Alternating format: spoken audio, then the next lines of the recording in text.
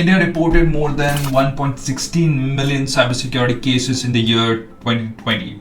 That's 3 times more than 2019. This is as per the government data presented in the parliament.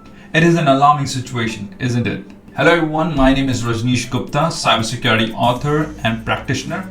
In this video, we are going to learn about the reason behind rising cyber threats in India. First, the pandemic itself. Cyber criminals know that citizens fear and panic about the COVID-19 related news.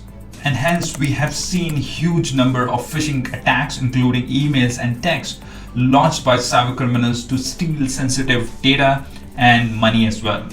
Work from home. As we all know, work from home became the new normal now.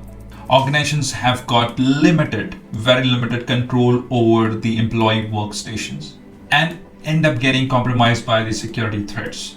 Researchers from Kaspersky have found that the number of attacks on remote desktops has been increased by 240%. You see, remote desktop, or in short we call it as RDP, is a service offered by Microsoft that allows users, or specifically employees, to connect to their desktop remotely.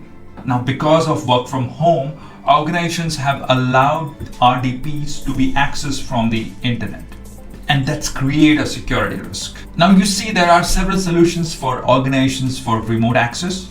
Now you see there are several solutions for organizations to make work from home secure enough, such as remote access VPN, which is pretty popular, virtual desktop and applications delivered by Citrix, VMware, Horizon, and now Azure as well. Secure Access Service 8, also called as SASE. However, the general users or the home user are still lacking with basic cybersecurity awareness. Alright, so these were some of the core reasons behind rising cyber threats in India. If you enjoyed this video, you can leave a like. You can also follow me on Twitter. Bye for now.